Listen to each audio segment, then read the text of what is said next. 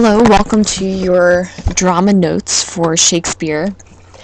During these notes, we're going to review tragedy and what a tragedy is, as well as some dramatic definitions that Shakespeare will employ throughout his play that we'll want to look for as we read.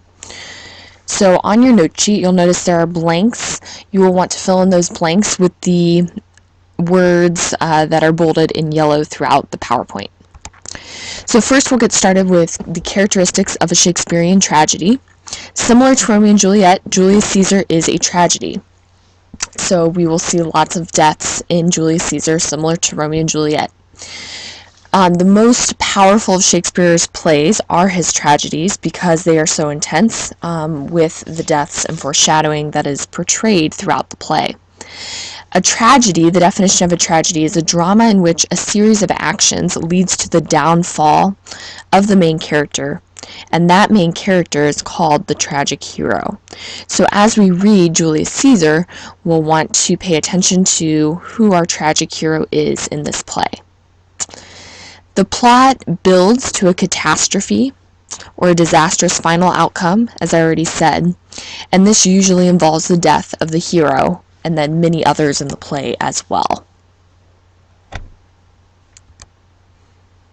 To create suspense before the outcome of the death and to help the audience understand the characters, Shakespeare uses certain dramatic conventions or certain tools to build his play, and these are called the soliloquy, the aside, and dramatic irony, which we will be looking for as we read as well.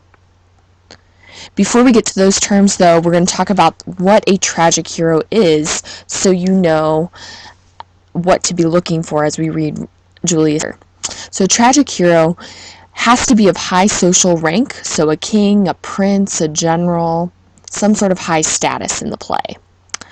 Also, a tragic hero has some sort of tragic flaw, which is an error in judgment or some sort of defect that the character has, which ultimately leads to their downfall. Also, a tragic hero suffers complete ruin or death by the end of the play or story. And the tragic hero faces his or her downfall with courage and dignity, so they're not ashamed of their downfall. So an example that you have all read from Romeo and Juliet would be Romeo. He would be the tragic hero of Romeo and Juliet because he is of high social rank. His family was wealthy. His tragic flaw was his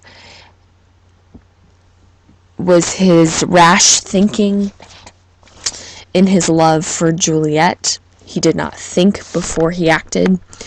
And he suffered death at the end, but he does it with courage because he's so in love with Juliet that he kills himself for her. So go ahead on your note sheet, at least write down one other example of a tragic hero, either from a movie you've seen or a book you've read. If you can think of two, then write down two, but at least one example of a tragic hero. The first dramatic convention that we're going to talk about is dramatic irony, and I'm guessing that you've talked about this with Romeo and Juliet.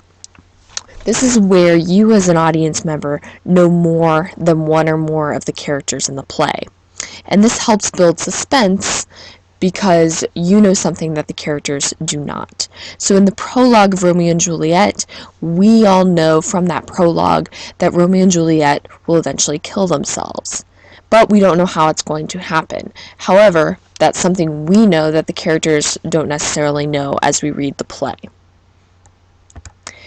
The next word is aside, and an aside is a speech given by a character alone on stage, and typically this helps the audience members understand their thoughts and feelings and what they are thinking as they are giving their speech.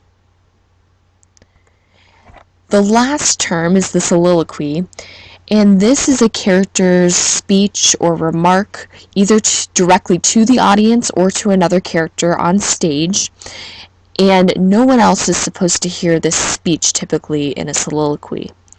And this lets the audience in on a character's thoughts or secrets, what they're thinking.